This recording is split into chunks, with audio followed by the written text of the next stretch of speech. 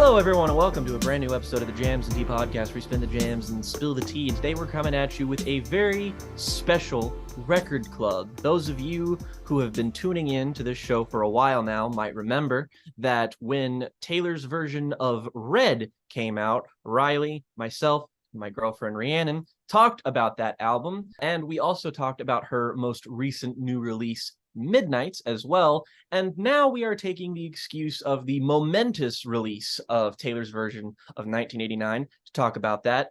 If you're a keen-eyed viewer, you'll know that we kind of skipped over Speak Now and just chalked that up to us not being able to schedule coherently. Like, we will eventually cover that album one day. We kind of have a small goal of like wanting to cover all of Taylor's albums eventually. But this is a very, very big release, a very, very big album, and we simply could not ignore it in the midst of the cultural conversation. Yeah, we absolutely had to take advantage of this moment with 1989 because it is, I don't know if it's still Taylor's best-selling album ever. You can correct me if I'm wrong on that, Rhiannon. I'm not sure if it's this or Lover. Actually, the numbers are so crazy right now. They're just skyrocketing every day on everything. It's so hard to keep up. That's a very good point, right? It's hard to tell at any point in time with Taylor with metrics, but you know, at the time, certainly when this album came out, it was a massive, momentous deal for Taylor.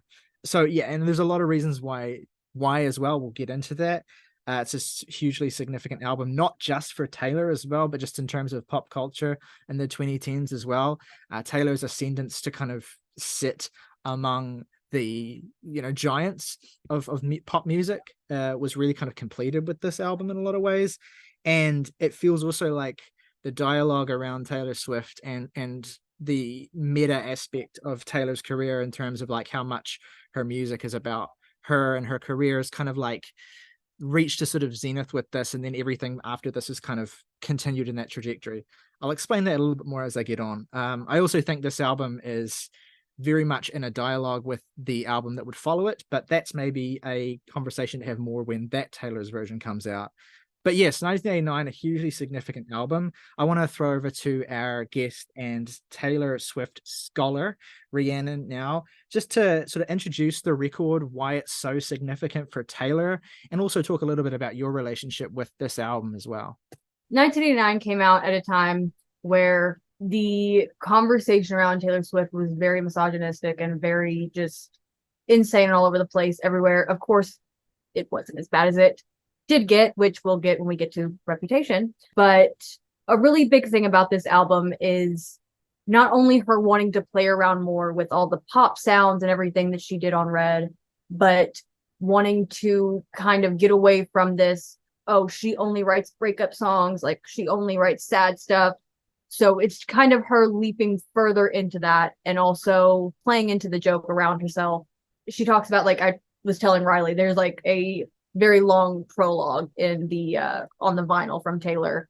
And it's just a lot of her talking about how she wanted to reinvent herself from top to bottom. Like she cut her hair, she moved to New York, like she did all these things just to become a whole new person, which is something that she kind of talks about a lot, which is where all the eras really come from, is the constant reinventing herself and how that's like an issue for female singers. But again, that's probably not a conversation for this.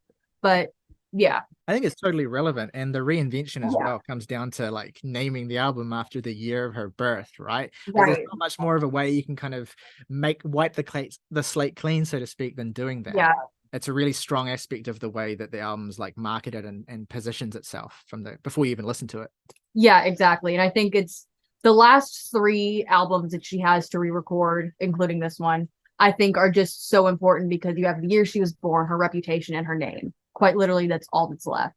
Mm-hmm. So I think it's just, we're in a point where it's like, it's a big deal for all of these, even if you don't necessarily like the albums, because all the albums left are like extremely big moments for her in her career. And 1989 itself is just, it's up there. It's kind of what really, I think, started pulling more people in because it was such a big turnaround from what everyone had heard. Like, I know myself, this album was kind of the point in which I got yelled at for listening to Taylor Swift. So I could not listen to it in a manner in which anybody else could hear, because get that pop shit out of my house. So this is one of those albums that, like, to me is like super important because I loved this album. I loved this music. And not only was I not allowed to like listen to it on a other than a low volume and earbuds, but it's when she took everything off of streaming. So the only way to like listen to this if it wasn't in a music video was like really bad, like kind of weirdly pitched videos on YouTube, because I couldn't buy the album. So it's one of those ones where like for a long time I never really got to experience the album as a whole. So then once I was able to, it was just life-changing for me because of how much that I loved it. Honestly, the only context I think I would really add here is that it kind of feels like the ascendancy of Taylor Swift is really complete with this album, because it's kind of the first time she as an artist really feels like she's playing into the cultivated pop landscape. Like, obviously, Red was definitely a turn for her of gearing more towards this sound, but I would still say that overridingly, the Taylor Swift albums before this were largely myopic when it comes to their sound and their construction as records. They're very insular, whereas 1989 sort of feels like it is capitalizing on the pop landscape. There are several artists that I feel like have a kind of precedence for this sound and a lot of the writing style. One of the artists we talked about this year, for example, was Lana Del Rey. And I feel like a lot of the hype that came from artists like her is like solidified on an album like 1989, where it takes a lot of established tropes, sounds, and ideas, and then filters it through Taylor and then delivers it to her cult of personality, while still also capitalizing on the fact that this had massive, inescapable singles. There's a good amount of shared DNA, I think, between this record and something like Born to Die. Not to say that they're massively similar, but the emotions that they instill and the sense of grandiosity that they have, the feeling of it all being larger than life and very played up, is a part of the appeal of both.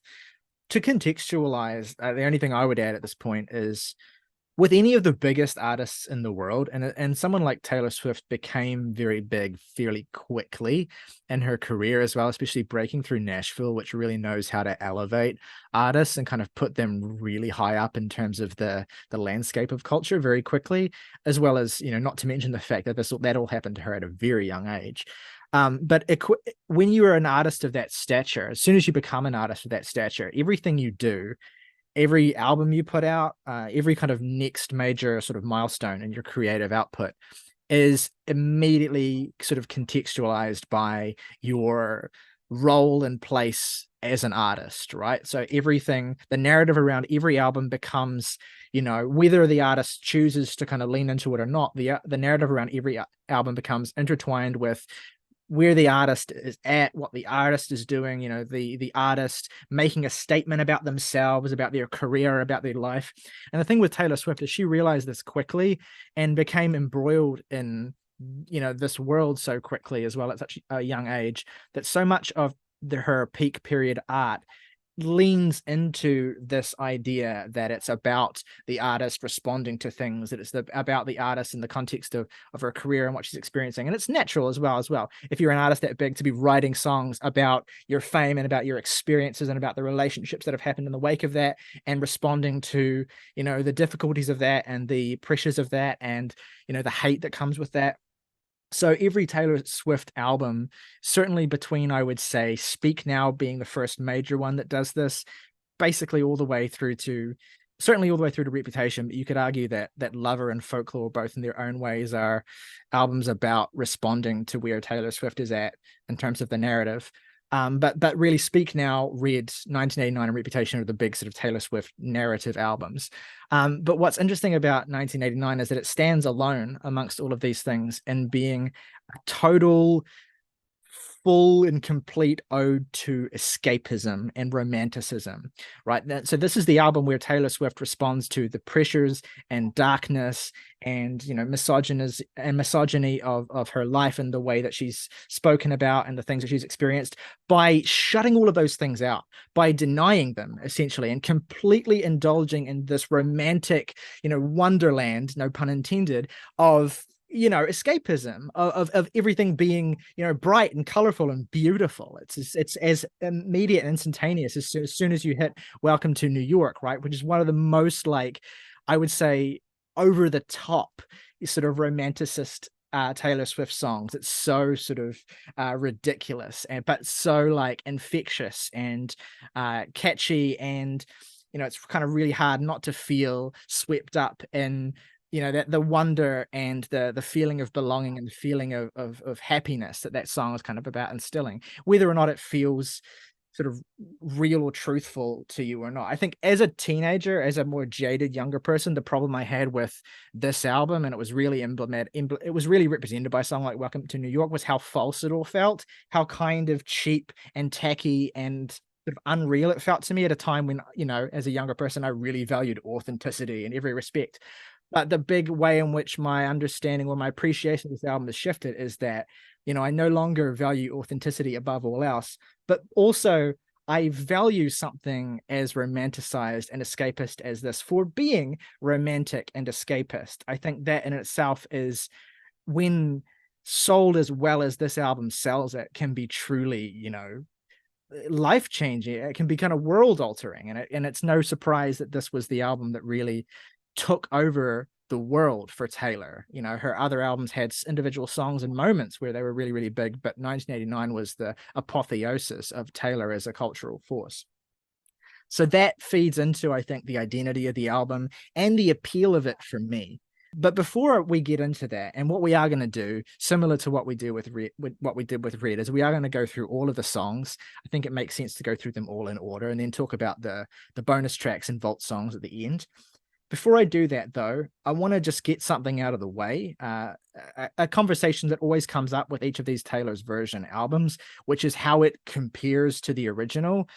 You know, and then there's inherent in that conversation, there's a reduction of the whole point of the Taylor's versions, which is to kind of create a version of the album that Taylor owns. It's not to reimagine or recontextualize or recreate the album in a new way. It is just to basically duplicate the album as much as possible.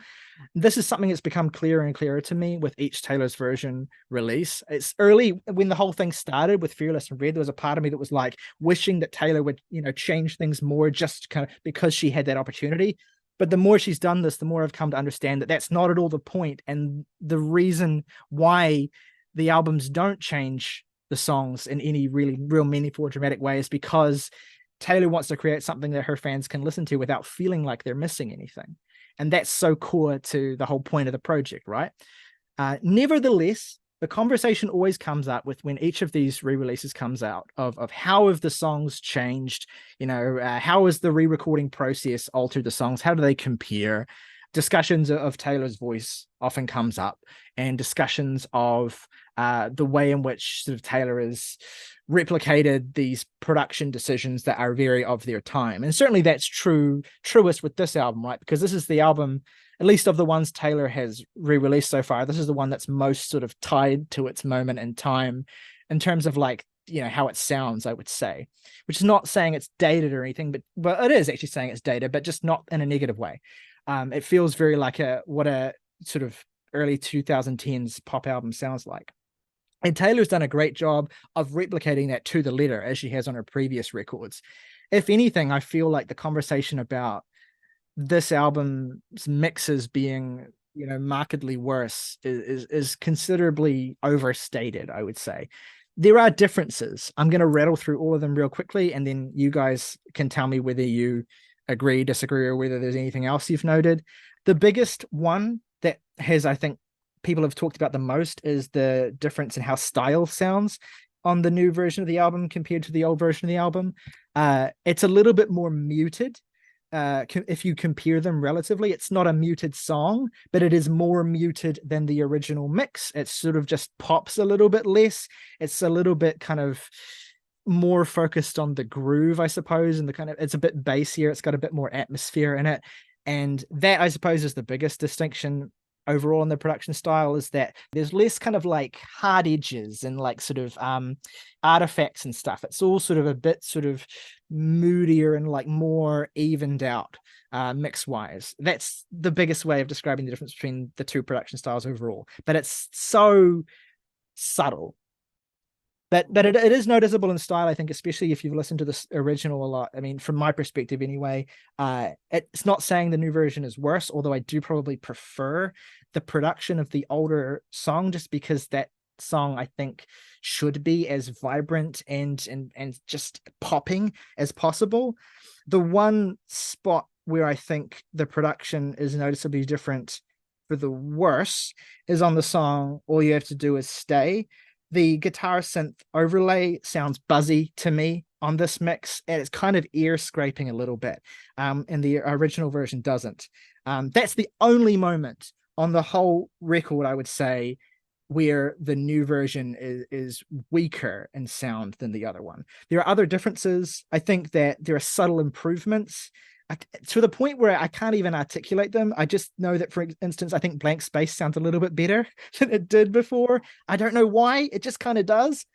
Shake It Off, which we will get into when we review the song in full. I'm not going to talk about my feelings on the song, but I did notice that the pitch on the drums was different than it is in the original, just slightly kind of lower in a way that I kind of prefer the pitch on the original. Similarly, the strum of the guitar and how you get the girl sounds lower and murkier in the new version. It's just a little bit less colorful. Again, it doesn't make the song worse, it's just something I noticed. The only other note I have on production is that the synth pads in Clean, they sounded a bit more like played in the original version of the song, whereas they're a little bit more sort of spread out in the mix here. Although I appreciate that the little kind of glitches and micro beats in every fourth bar in the original song are kept in this version of the song, and the way the backing vocals are augmented with Imogen Heap towards the end of the song in the new version is awesome. That's all I have to say about the production differences between the two albums. They are otherwise, to me, to my ears, virtually identical. Anything you want to add on differences? The new mixes sound wider. I feel like a lot of it too is probably just because recording technology has advanced since then, and I feel like a lot of these are mixed and mastered with stuff like Dolby Atmos in mind. So it takes on a bit more of a portraiture when it comes to how expansive these can sound. And sometimes they come across as a little bit more muted, like you mentioned, but these are only like in select ideas. There's like, there's some echo delays, for example, in stuff like Style that are noticeably different from the original, but aren't exactly what I would call like a bad addition to what the song is doing. It kind of fills out some of the space very nicely. And there are some songs on here that just, like, I agree with Ryley, just do kind of benefit from the newer production. There's an overall less cohesive feeling to the new production, I would say.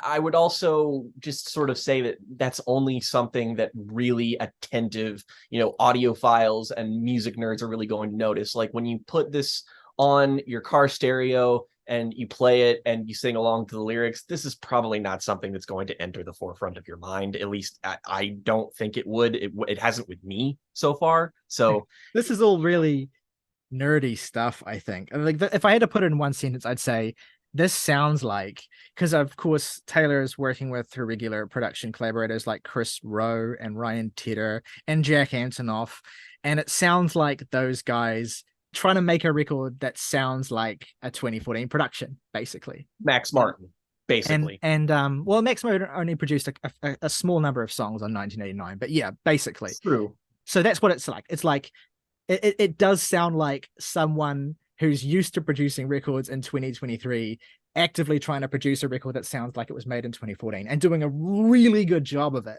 but just with slight differences. Let's talk about the album itself. Now that we've got that out of the way, now that the eerie engineering nerdy shit's done, and we can kind of put that shit to bed, let's review this for what it is without comparing it to some other version. As I said, it's a massive escapist romanticist fantasy. I'm sorry, I'm going to keep using those two words over and over again because they're the best ones. And everything that works about it works to further that goal of being massive and resplendent and, you know, aspirational and making you feel like you're living in a fucking utopian paradise. And everything that doesn't work about the album is whatever doesn't work in service of that goal, basically. Welcome to New York, huge. Those synths sound absolutely gorgeous. They you know, pop out of the speakers. I love that little kind of arpeggio that happens at the end of the synth line. I love the stomp hand claps. I love the tone of this. This is probably the single song on this record that I've had the most turnaround on, from being like, when I listened to this as a teenager thinking, ugh, New York, that's what is she talking about? And now I'm just like I don't care that it's about New York, because it's not really about New York. It's just about feeling as though you're untouchable, about feeling as though, you know, you are where you belong with it. And it doesn't even necessarily mean a physical place, but that you feel like, shit, I have everything I need, whether it's a fantasy or whether it's real or not. And this is the great thing about this album, is that the way the songwriting works, the way that the soundscapes work, it's all very fantastical. It's all very unreal. But Taylor never shattered, well, occasionally she does, but for the most part, Taylor never shatters that illusion. She doesn't feel like so self-conscious about the falseness of it all that she has to kind of poke a hole in it, like some more, you know, some indie artists would. She's happy for it to just be this really expansive, silly, sugary bubblegum thing, and just sell that and own that and make that her truth for this album. And, you know, nowhere is it more like ridiculously over the top than on a song like Welcome to New York. I don't know how I ever listened to this and didn't get absolutely hyped up with this song. It's just so ridiculously infectious now. I love basically all but two songs on this album. There are stretches on this album that are just like absolutely god tier, pop perfection, some of the best stuff of the decade. And when we get to that, we'll get to that. But there are like sequencing choices on here that kind of perplex me. Like, again, Welcome to New York and Blank Space back to back is like, it's very strange. It's a bit of a tonal whiplash for me, just because of how far one is into that escapist fantasy that's, you know, it's big, it's almost operatic, it's grandiose. And then you have Blank Space afterwards, which is like a more comparatively internal, darker song where she's playing into a distinctly darker kind of fantasy. And the tone is definitely different. And I feel like there are overriding similarities that do connect the two. And most importantly, they are both fantastic songs that I have a great amount of affinity for. I'm just kind of unsure how I feel about them being stacked right next to one another on an album like this. And that does kind of keep coming up for me, is that elements of this record, even when I love it, there are aspects of how it is an album of songs that I feel like feels a bit askew, I guess. Here's my take on the sequencing of those first two songs, because I think it's actually quite important that they're first. You know, the first is exactly as I agree with everything you said. Like, Welcome to New York is immense operatic. It's, you know, ridiculously simple, you know, and the idea that it's trying to put across, you know, I'm here where I belong and I'm untouchable. And I don't think Blank Space is a dark song, right? I don't even really think that it's like has a dark undertone to it. To me, that song is gleeful. It's like responding and acknowledging certain aspects of the way that she's kind of been characterized and treated. But to me, there's other songs where she does that and she kind of gets vindictive and dark about it. And I'm not saying it's a bad thing, but to me, Blank Space is such a great song because it's a fuck you song that's just never really leans into the nastiness. It's just completely like, this is who I am, and this is the way that my life, and this is the way that I sometimes have relationships, and I love that. And this particular point in time, I love that. I'm into that. Whatever you want to throw at me, it's like I'll just absorb that and make it into part of who I am, and it's going to make me even stronger. The point, I think, of those two songs back to back is that they're both songs to me about Taylor being unassailable, completely unbreakable.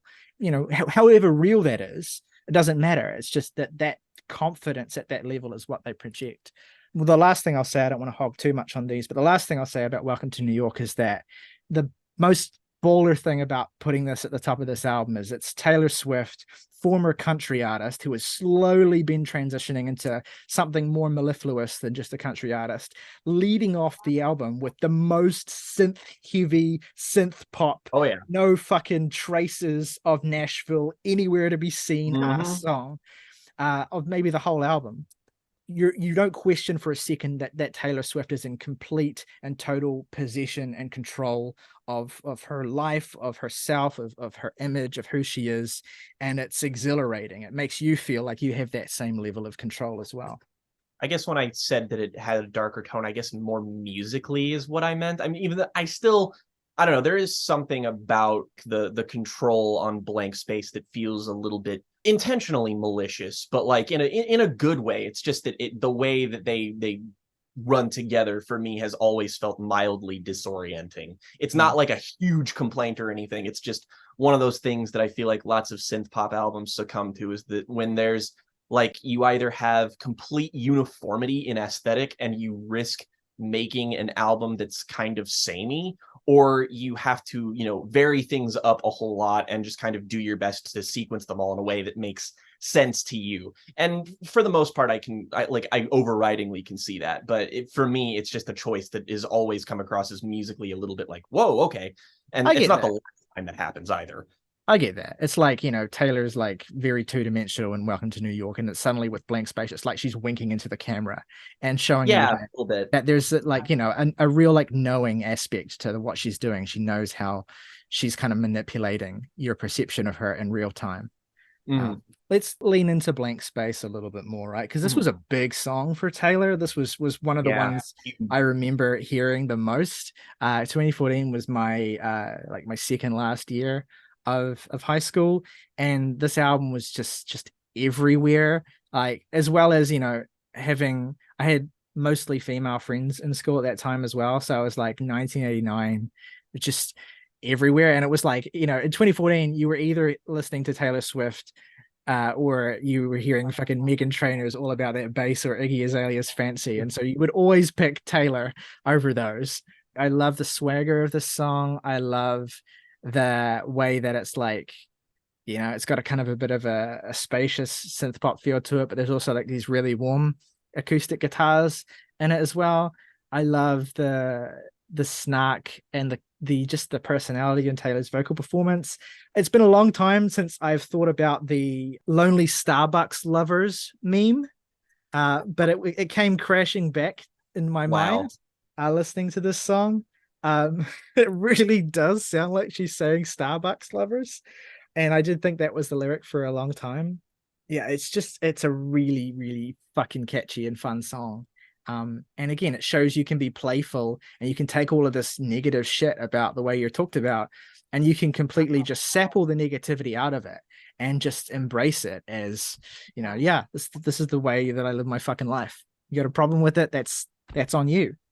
And then you got Style, which, along with one other song, it's like the apotheosis of what this album's going for. Like the feeling this album wants to give you, that feeling of like unassailable, like untouchable, like classic, enduring, forever. The kind that you're living the kind of life and that you have the kind of love that's like always going to be aspirational to everyone in all of history, right? The perfect thing, like the idea that you have something that is, even in its flaws and imperfections, and some of the verse lyrics allude to the fact that there's not necessarily the healthiest dynamic in terms of relationships between the two characters in the song, but that they are aware of that and they embrace that, and they just wear their coolness as a fucking badge of honor. Basically, it's such a fucking awesome song.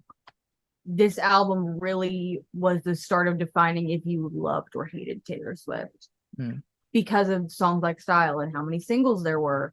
And I am of the people that I would die for every single here, and I can't help it. My tiny itty bitty misgivings with the sequencing aside will allow me to pull the car into reverse here and say that the next sequencing choice of Style and Out of the Woods is like the best pop sequencing of the decade. Every choice made in this song was the right choice. Again, that jangly guitar that starts off everything here, that's sort of like the bedrock of the song, is just a fucking fantastic idea. And everything that builds on top of that just serves to make every choice even better. The hook here is just absolutely world demolishingly catchy, like impossibly good. I can't like fathom anyone hearing this and being able to get that out of their head, which kind of probably plays into what you said about like this being the album that sort of was the love it or hate it moment for her as a presence, because this is like, it's so wrapped up. I compared it to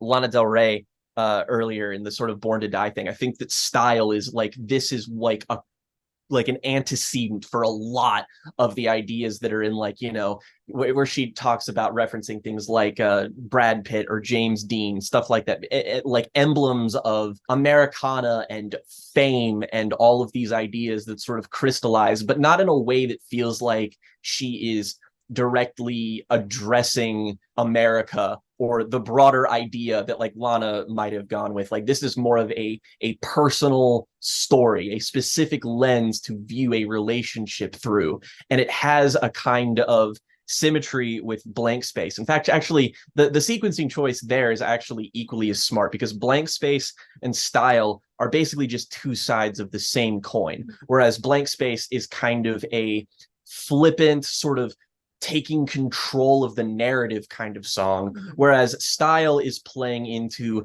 how obviously self-destructive a relationship might be, but also in how like glamorous and alluring it is and what makes it enticing in the first place. And not to mention the fucking bridge on Style. I'm always in awe of it. It's one of those singles that like I'm just sort of adamant can't be overplayed, just because whenever it comes on, I'm like, hell yeah, the groove is here, baby. So it's like Taylor's a really smart songwriter, and you know, maybe if there's one thing that's limited about this album is that she maybe flexes the nuance and diversity of her songwriting skill less here than she does on some of her previous records, for a purpose. But she's a really smart songwriter, and she understands like the appeal of the sort of classic image of people like James Dean. Brad Pitt's a slightly weird choice, but James Dean, she understands the appeal of like idealizing and wanting to kind of have that sort of like perfect image, you know, the way that as a celebrity as well, there's a certain level of pressure to conform to those images as well, but also like a joy in being able to like be seen as having that and be seen as living that life, you know, a joy that's aspirational for everyone and anyone to some degree, right? And so she understands, but she also understands like how, you know, destructive and sort of false those images can be. But like, we all know that we don't like idealize these sort of perfect celebrity relationships or celebrity lifestyles because we think they're perfect. We idealize them because they are still a form of escape. You know, they're still a form of freedom, you know, even if you know that actually having that life wouldn't be as nice as maybe it sounds. And Taylor knows that too, but she doesn't look down on people who idealize that and who get a lot of fulfillment and escapism out of imagining themselves having that kind of perfect relationship, perfect life, perfect image, because it's human. And that's the best thing about the song, is that it understands that it's an image, but it doesn't like kind of make fun of it, or it doesn't kind of make fun of the idealization. It just is a song about how powerful that idealization can be, and about how, you know, sometimes you just need some shit to get you a million miles away from your life. And it's a song that understands that and just zeroes in on that goal so beautifully. One thing I also want to mention about Style is that in the more kind of reserved vocal delivery she has on the verses, it's a great opportunity to showcase how the songs here are definitely a little bit more single-minded than her other records, to be sure, but they all are certainly built a certain way because, you know, it's designed to be the optimal synth pop structure. And this takes advantage of that by showcasing that sense of dynamics. But I love the verse vocals here just because of how she's like leaning into the sort of lower end of her voice a little bit more. So when she says something like he's taking off his coat, that line in particular is something that always got me, just because it's like, that insinuation, that lyrical idea is like one of the first times where it kind of feels like Taylor is directly addressing the idea of like sexuality, really. It's like, it's not overt, obviously, but it's like the idea of a man taking off his coat and you being, alone with this person. It's like, that's way sexier and more romantic than like any, on its face sort of declaration of attraction or anything. It's these tiny itty bitty little details that definitely feel like they imply something more. And you kind of use your imagination to sort of fill in the gaps here. That's the thing that I think Taylor as a lyricist is best at, is that she can lean into very sharp, evocative lyrical images and ideas, but still leaves enough room for her audience to be able to kind of fill in the gaps and sort of interact with these ideas enough to put themselves into the song, which is also why I think her fan base is so, dedicated and loyal, is that they have an attachment to these songs because she designs them so that they are easily able to be, latched onto, essentially. I agree. I also add that for me, the sexiest moment on the entire album is in Wildest Dreams, when she's like, burning it down. This song is also a new disco song. One of the reasons why I feel like Style has endured as one of the most sort of agreeable favorites between Taylor fans and non-Taylor fans is how ahead of its time it was in basically bringing elements of disco and house music back into full-throated pop music. The 2010 song that it shares the most similarities with to me is Ariana Grande's Into You, which they both have choruses of those songs, and both those songs paved the way for like Dua Lipa and Jessie Ware and all those artists.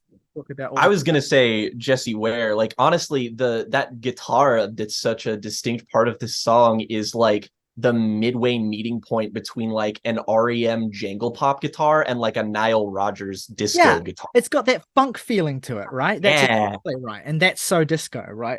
Disco is so entwined with funk like that. Oh yeah. So I couldn't go through Style without mentioning that. The first leg of this album, just fantastic. All of the songs that we've talked about so far are great. But then you get to Out of the Woods. This is my favorite Taylor Swift song. This is one of my favorite pop songs. This is one of my favorite songs. I've listened to this song hundreds of times. And it is so fucking fantastic. It's all of the idiosyncrasies of Style dialed up a notch. Like the way this song starts with that weird sort of vocal stuttering. Plenty of ink to be spilled about the latter era of Jack Antonoff's production career. But my God, when this man cooked, he fucking cooked. We must remember as well that Jack Antonoff was in Fun before. Yes, and you feel that on a song like Out of the Woods, frankly. But this song, if I had good words to say about the bridge in Style, the bridge in Out of the Woods is like one of the best pop bridges of all time. Like when she builds to that crescendo and eventually hits the "Well, I remember," like my soul leaves my fucking body. Like that is my favorite moment in her entire discography. It is so flawless, and it's like the enormity, the size of this song is like, I find myself like, I've listened to this over the course of the past couple of months, and like I get choked up at points in this song without ever really hitting to the like super emotional points. Like she does eventually get to a point where she like just describes being in a car crash with this person and them getting stitches in the hospital, and it being like really emphasizing the dangerous side of this sort of love affair that they've got. But the idea of escapism is perfectly embodied here, just like out of the woods, getting away from everything, being alone with someone. It kind of combines the best sensibilities of both Red and this into maybe one of her best sounding songs. It also just really, really reminds me of Churches, which if you remind me of Churches, you're doing good. You did a good thing. I like it. I tweeted about this earlier this week. In fact, like if you get Lauren Mayberry to sing this song and you just say to someone, "This is a B-side off of Bones of What You Believe," like no one can question that. The vocal sample sounds so much like I don't say that to be like, "Oh, Taylor's copying Churches." I think it's awesome.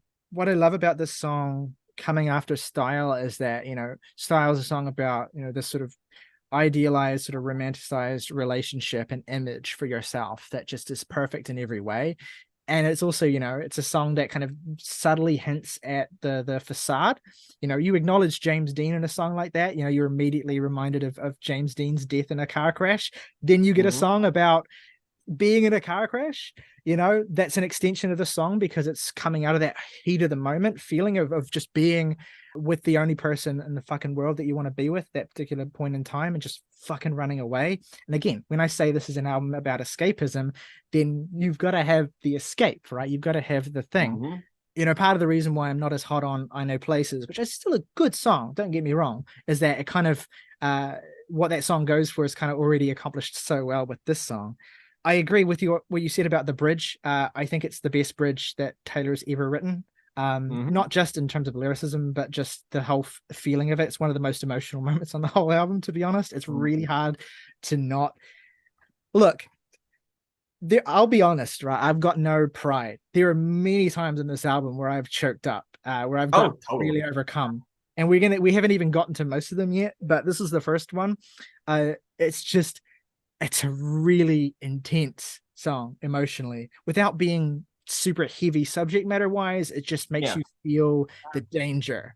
I love that so much. Like, I've always loved Out of the Woods, like, so much. For me, that love has, like, tripled because it was our first surprise song at the Eras Tour. That's true. And any song that you hear as a surprise song, you're going to immediately just love a little bit more because it feels kind of special and it feels more intimate because it's what makes your show memorable. So, like, I remember when we were there, I opened my phone and, like, I saw a notification from Twitter that Taylor's childhood best friend Abigail was there, and I looked at Jake and I was like, we're getting 15 tonight. I don't know what the other one's going to be, but we're going to get 15. Like, I just know. It's true. We did. Because the way her shows run being so different from people like, I'm going to say it because there's a conversation around Harry Styles with this album that I disagree with, and we'll get there. But his shows are never going to be the same because he's more of like a presence of like interacting with people and whatnot, whereas Taylor's are a show. They're beginning to end. There is no halting it. There is no changing anything. It is perfected like down to every single moment. So to have the surprise songs is something she's been doing like since the beginning of her tours. It makes it so special, and it makes it just that little bit of difference for every single person. So overall makes me love the song even more and make me love that I finally have a Taylor's version for it, because for a few months I was like, oh, I'm one of the only people that have like heard the Taylor's version of this song. So it was really cool to me. Another thing that I really like about this, we're going to go into the lyrically of it. It's one of the first times she uses this kind of reference in a song of black and white and screaming color. Oh, it's one of my favorite lines in the song. Yeah, great. It's something that she also kind of references later in Folklore again and a couple other times here and there, but it is a very just like point of the difference between like, here is the whole world and like, here is the whole world with you. And it pulls me in a way that I can't describe. I love it so much. One of the like little bits of special sauce that this song has is the understanding that danger can be thrilling, right? Oh yeah. Danger, like, obviously you don't have danger if there isn't a threat, right? If there isn't some risk of things completely collapsing. But that possibility, that the feeling of being in that situation of having to run or drive for your life, right? That has a thrill of all of its own. And it's not something that, should be papered over, or that should be like, that is a real part of that feeling. And it's one of the moments on the record where you have the most kind of dynamic emotional expression, I think, because of how she leans into the danger of that and how the danger accentuates the feeling of attachment and thrill and love that she has in that moment. There's just lots of beautiful little lyrical things in the song that are so Taylor, but are also so vivid, right? Like we decided to move the furniture so we could dance, baby, like we stood a chance. Like that's a lovely turn of phrase. Just the little details she loves to zero in on, like, your necklace hanging from my neck, the night we couldn't quite forget. And then the entirety of the bridge, which we've already talked about, which is just unbelievably emotional. You know, when you started crying, baby, I did too. But when the sun came up, I was looking at you like, just stop. He's already dead. So yeah, we've kind of talked about this run of songs now. That's just sort of like three massive singles. You know, none of which is the biggest single, which we're about to get to very soon. But all of which are titanic and just carry this massive momentum forward that makes the album feel so undeniable. All you had to do is stay is kind of okay. There's a few songs in this record that I think are kind of underrated, although I don't have much of a sense with the Taylor Swiftie community. You know, I'm sure there's probably no underrated songs. I was gonna say you don't get to talk about track fives. I'm sorry. That's I'm true. But yes, all you have to do is stay. I'll just say this: it's a song that I like a lot more than I thought I did. Yeah. The more I listened to this week, the more it's got really, really stuck in my head. My tiny complaint about the mix on the new version aside, it's a really catchy, fun pop song. Yeah, it's less sort of massively totemic than the ones right before it and the one right after it, but it's a really great deep cut song, right? Like, it's a really great song that just keeps the momentum up of the album, so that you can sort of keep in that atmosphere and that vibe. I love the songs in this record where that one of Taylor's biggest, I think, sort of aesthetic goals for writing or conceiving songs on this record is to have choruses that just really pop. And this is a song with a chorus that really pops. And it's just really, really catchy. And she has a great little rhythm on her vocal. And I love it. I don't have complicated thoughts. I just think it's a really cool song. Yeah, that's more or less kind of how I feel about basically all of the deep cuts on here, because this is an album that's so consumed by the singles that's, unless you're a hardcore Swiftie, it's probably easy to forget just how, like, not only how good the deep cuts are, but how, like, catchy and how, like, any lesser pop star probably would have used the deep cuts on here as singles. Like, because all you had to do is stay. This could be a perfectly acceptable single choice for most other artists. Like, I could absolutely see that being the case. And it kind of stops the relentless, like, breakneck pace of the first half of the album. So yeah, it's not as totemic, but I feel like it's kind of necessary for the album's pacing, because otherwise it risks just, like, hitting critical mass of saturation of just, like, being so big that it's kind of overwhelming. So I learned to appreciate this a lot more than I used to. Yeah. Also, like, we have to acknowledge Taylor's sequencing skill, because of course there are lyrics early in the song that reference, all I know is that you drove us off the road. We're picking right up from out of the woods. Oh yeah. It's like it's not continuity. It's not that the album has a continuous narrative across it, but that there's enough moments where it feels like things are being tied together like that. Also, just as an aside, this song greater than Stay, Stay, Stay in terms of stay songs. I had to put that in there. Yeah, I think I agree. Probably. Not a diss. I just thought, Taylor, it's funny that okay. Taylor's written 2 songs where she says stay an awful lot. It's probably other ones. Yeah, I think I mixed them up in my head before I listened to this. And then I was just like, oh, this is what this sounds like. Okay. Well, I'm the number one stay stan, and I will just be quiet. Hey, look, good songs. Both good songs. Shake It Off. Oh boy. I've been so excited to talk about this all week for a number of reasons. Have you? Yeah, I genuinely have been, because I mentioned that I forget you're a sadist with your opinions sometimes. I mentioned that Welcome to New York was the song that I had the biggest turnaround on. That's still basically true, but it's kind of also not true, because I'm going to make a bold statement now, and I'm going to say, I'm not going to go as far as to say that I think Shake It Off is the best song in this album. It's not the best song in this album. The rap verse, I think, still probably shouldn't be in it.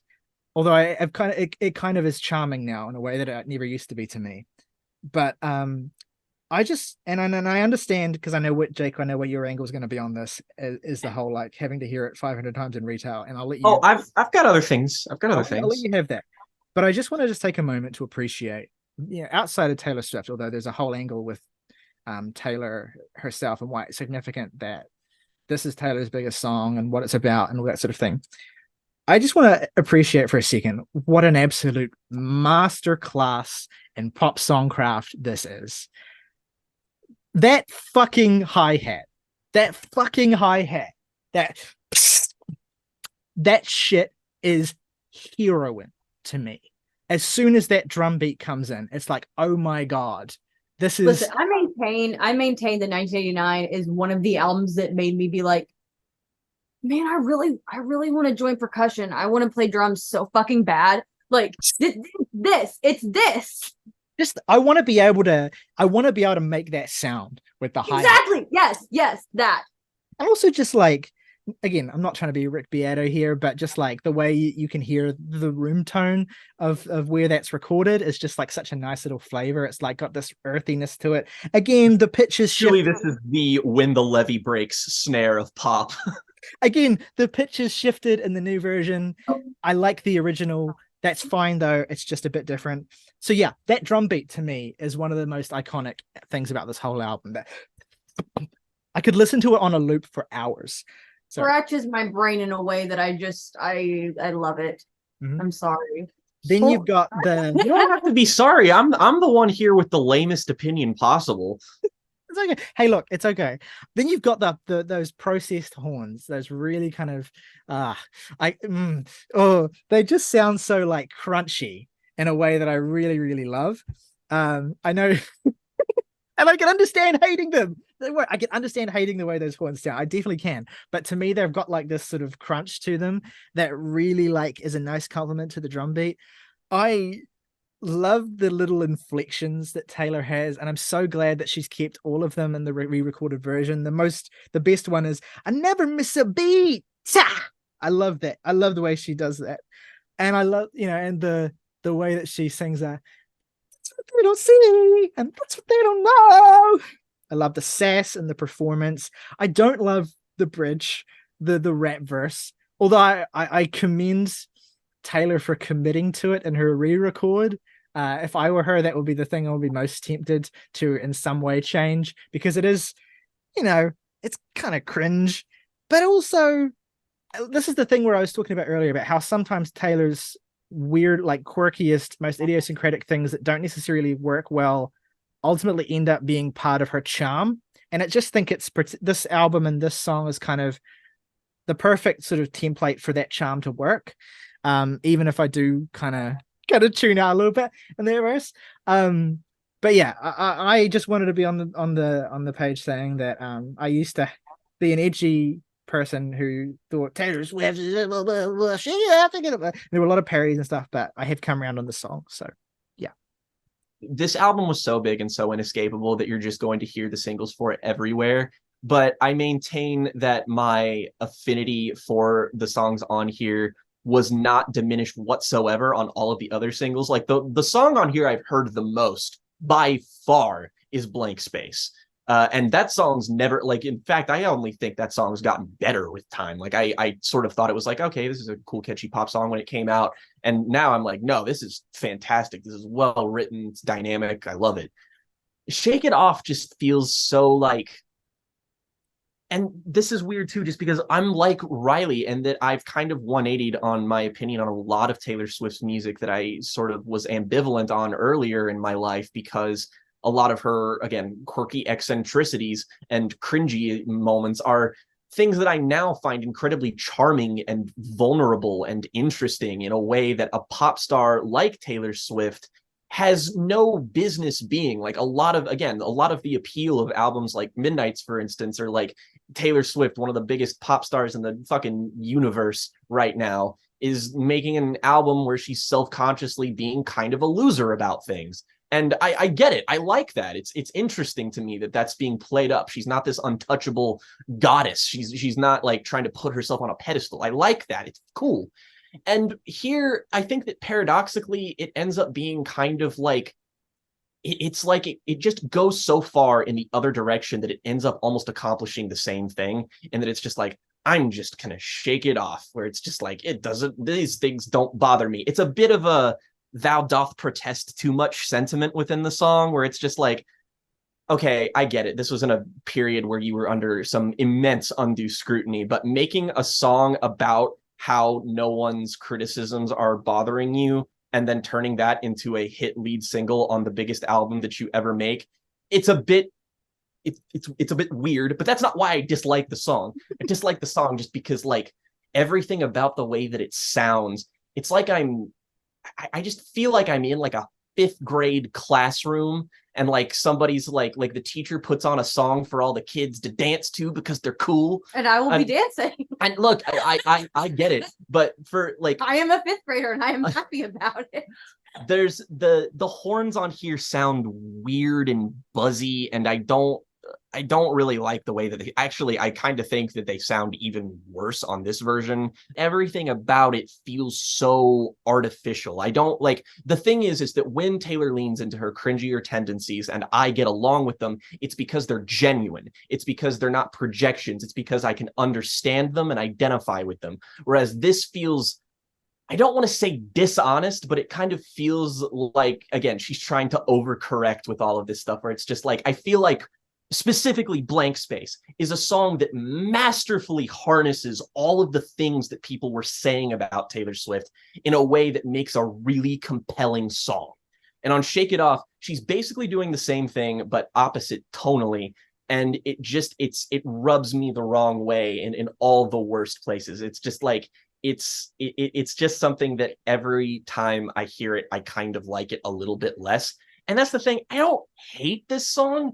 I just wish that it wasn't everywhere, because it's like, I would say that it's a perfectly average song under most circumstances, but the fact that it's just been beaten into me over the years, I can't do it. I completely understand your perspective, Jake, and I don't think it's disingenuous to feel that way. It is a different song. You know, it sticks out aesthetically on this album. I don't think it's ill-fitting. And, you know, in a lot of ways, it feels like it feels like a natural climax for a lot of what the album's been building towards, even if it's a little bit vague. What I'll say is that, you know, Blank Space is a great song because it's actually about Taylor shaking it off. And you have a kind of specific idea of what she's shaking off. But you also feel as though, you know, she sells it really, really well because it's this disaffected sort of ironic, you know, you can't actually hurt me. Whereas Shake It Off is a song about shaking it off. That's it. What is Taylor shaking off? People don't like her dating habits, and she has some exes she doesn't like, and that's it.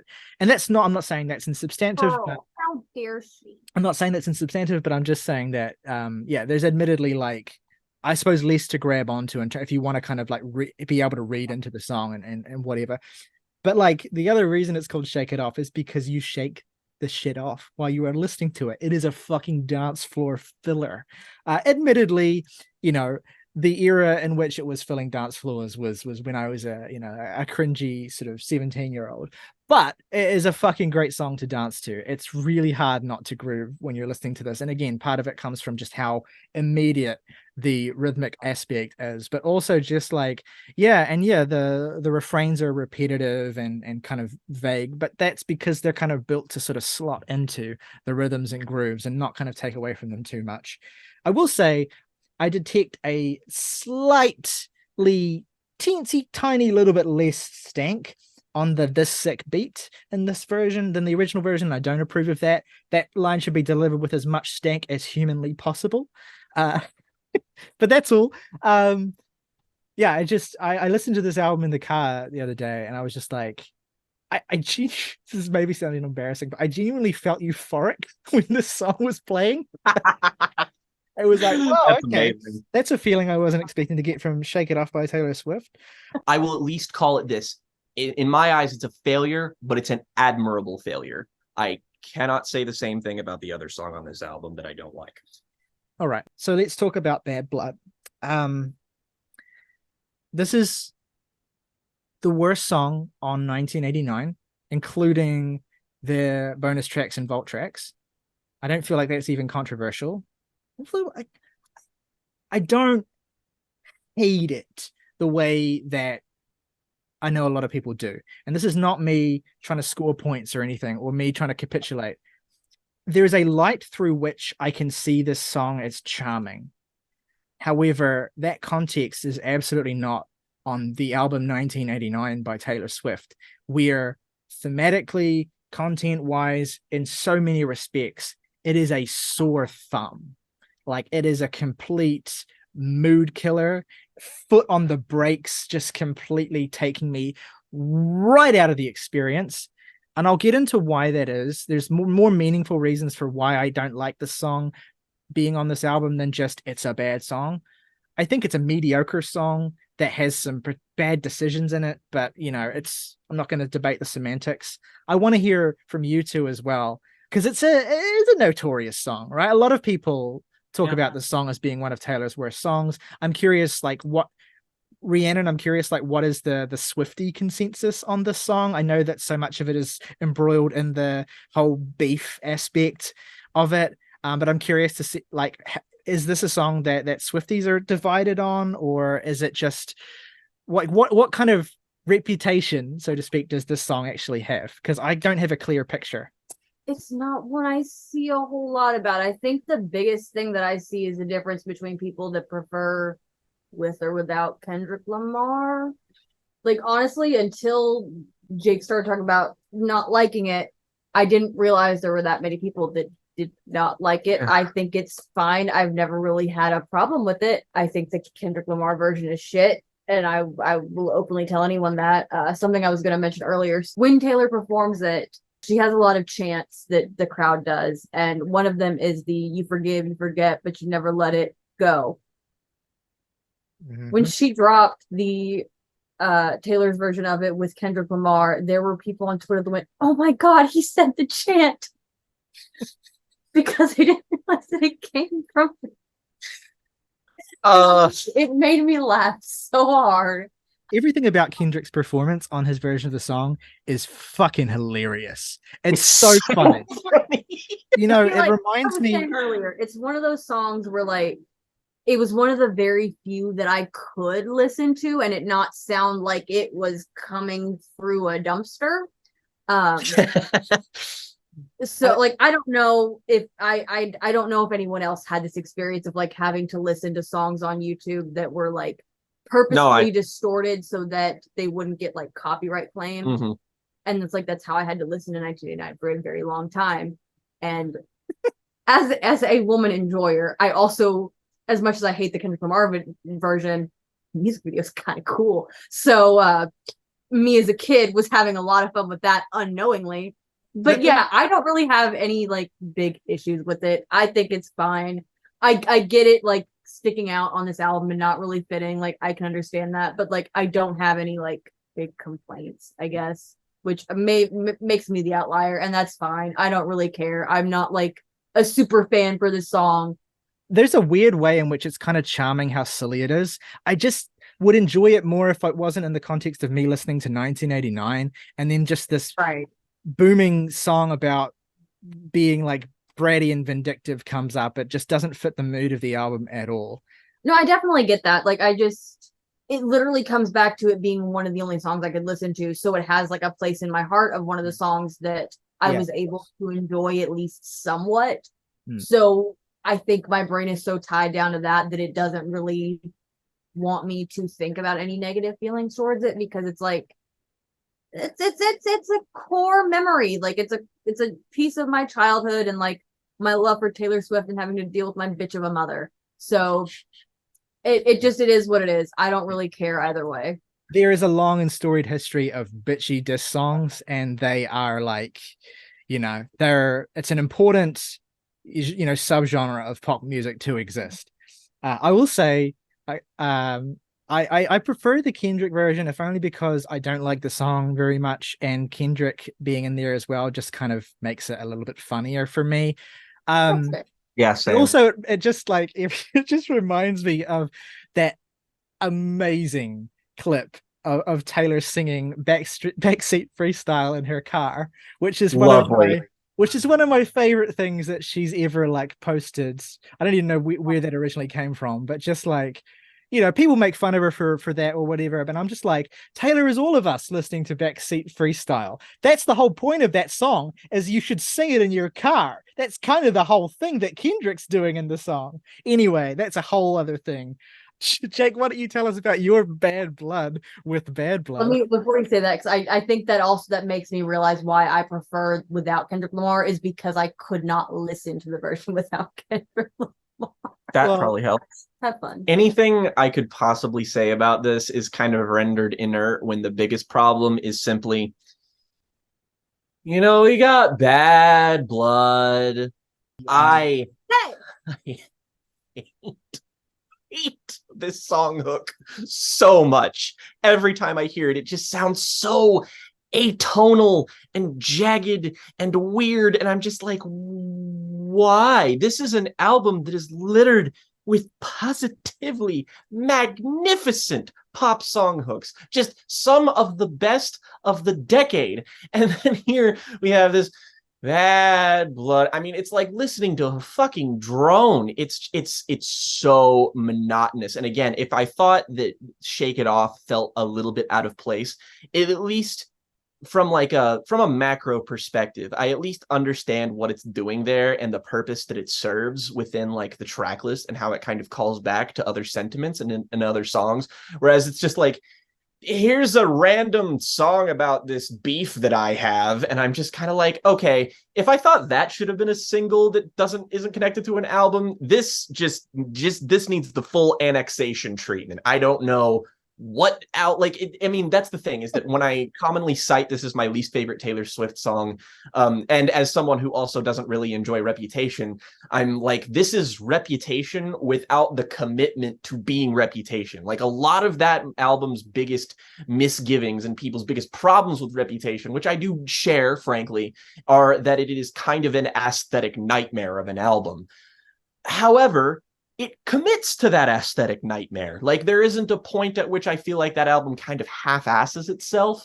However, this is kind of like, it's stuck in between trying to be the glitzy, sort of shiny, synth poppy song and the, you know, vindictive sort of, you know, I'm pissed at this person, it's time to tear him a new asshole song. And it just ends up having the advantages of neither. And it perplexes me on many different levels. I feel like musically, it's just kind of, I can't even describe what this song is actually like musically, because it's just so nondescript. It's just like this booming kind of like, brum, brum, brum, brum, brum, brum, brum. And I don't it's a cheerleader, like, stomp song. Like, it's a song for the gym, right? Like, it's a song for, you know, it's got that whole like the vocals are like very sort of like cheerleader vocals to me, and the stomps and the percussion's very like kind of stomping on the gym floor sort of thing.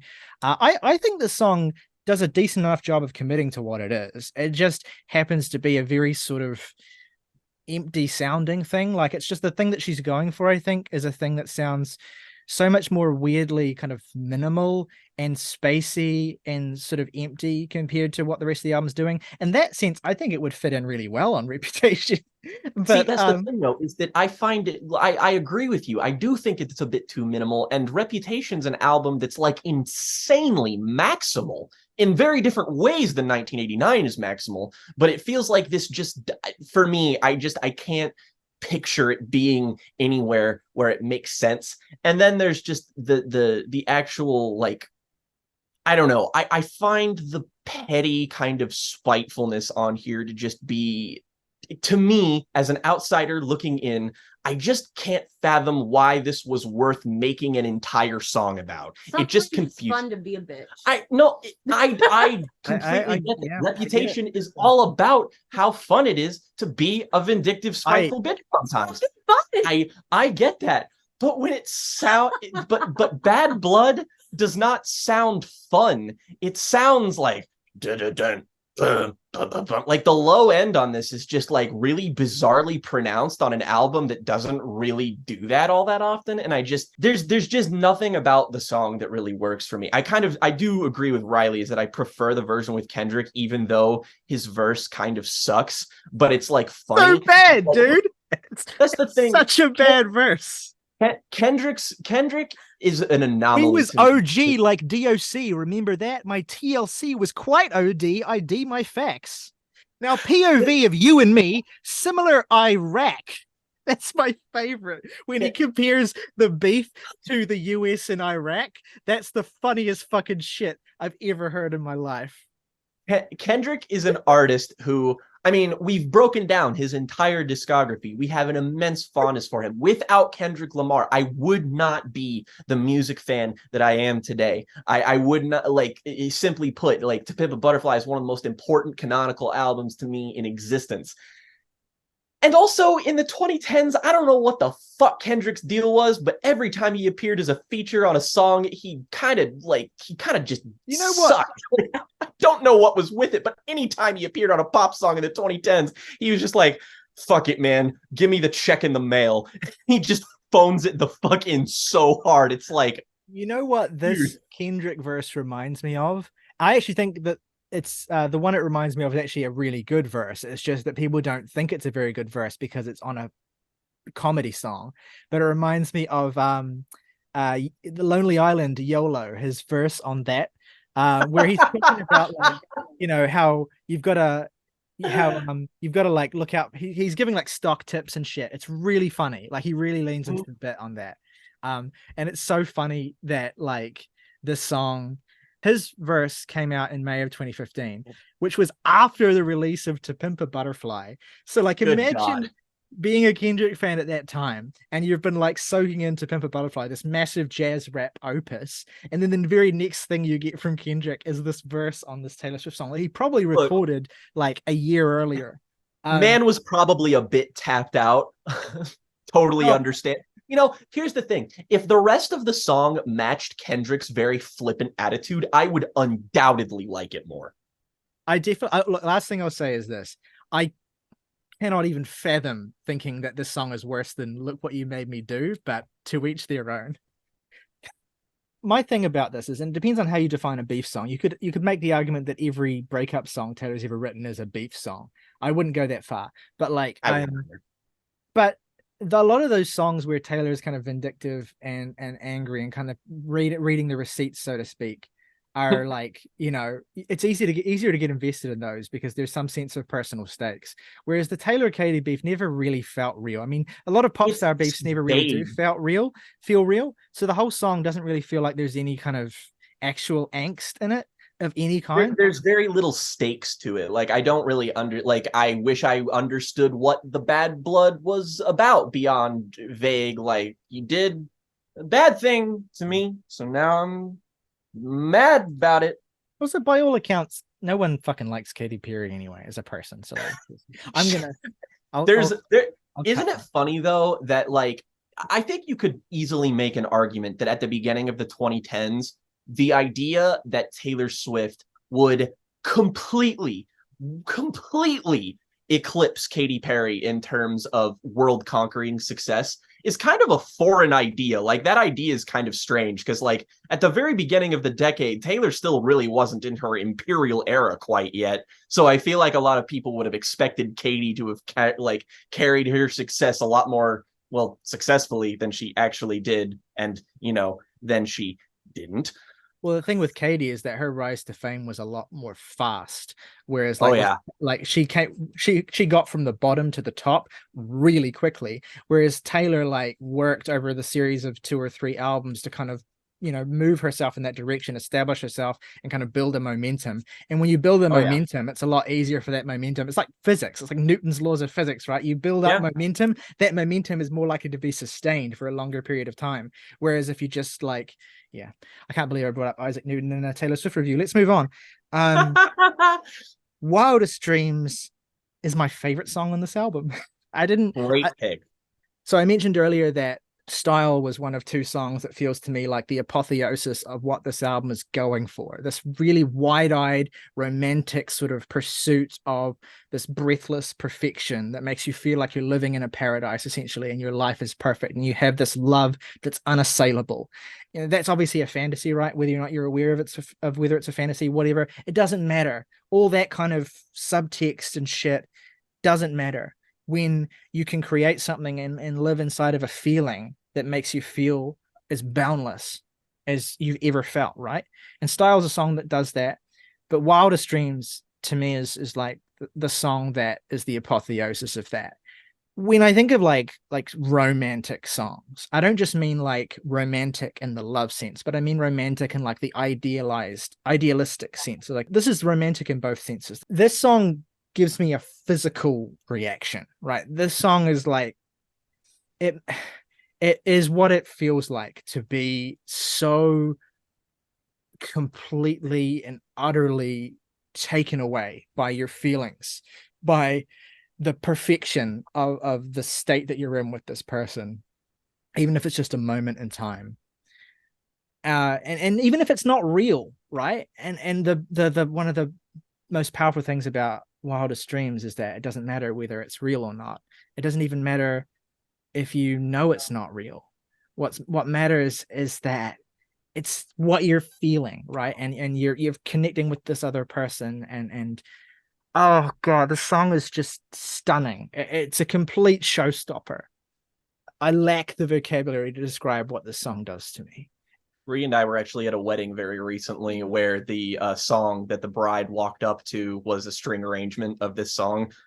So that's another context in which it makes a whole lot of sense. But also the strings on this song, I mean, my God, holy shit.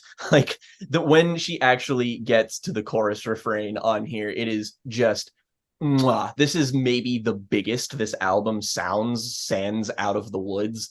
And it's just like, it's exactly what I need after a middle stretch that doesn't fall off necessarily, but like is a little bit shakier than what comes before it for me, and like puts me back on even ground. It's like, I mean, like this is one of the core essential Taylor Swift songs to me, like one of the absolute best. And one of the ones that I feel like Style stands as an emblem to her songwriting craft.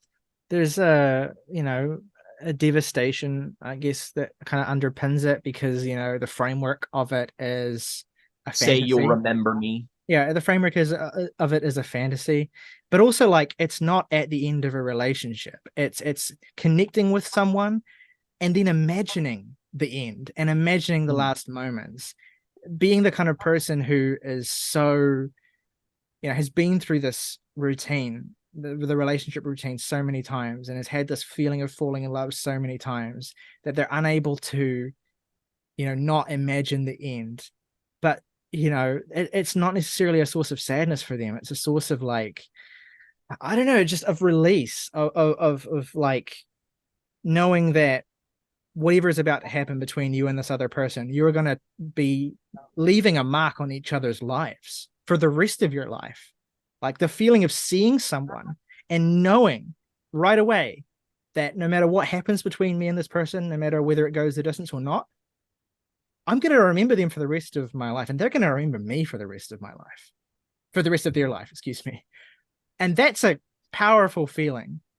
There's very few songs, I think, that are actually about that specific moment when it comes to, falling for someone or connecting with someone, of that feeling that no matter what happens, my life is never going to be the way that it was before this moment, and their life is never going to be the way it was before that moment either. And that's key. The fact that it's like knowing that both of their lives are going to be different. It's not just, oh, this is going to fuck me up forever. This is going to fuck both of us up forever.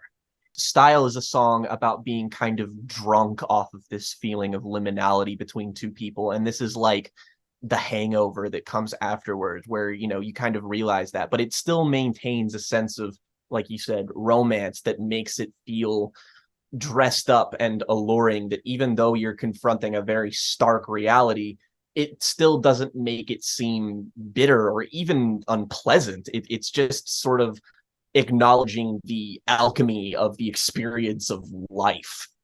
The iconic part of the song is, it's like the sound of words failing you with that sound that she makes. It's like, it's that inside of that is all the years of being fucked up by this, being unable to stop thinking of this. And every time you close your eyes and then go to sleep, you see this person, or you remember this person, or you have this, whether you want it or not.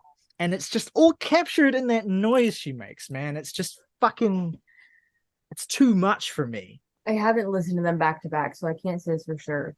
But for some, like, I like the version on the album more than I like the single that she released during the Red era. Oh yeah, it's an improved version for sure. It's like an improved Taylor's version of a Taylor's version. Yeah. I think it's kind of well known that version, that there was something wrong with that initial version. But it messes my head. But anyway, I think it also, like, coming back to that initial release of the single, it is very funny to me because I think that is it was the first Taylor drop that we were like in the same room when it happened. Oh, I remember.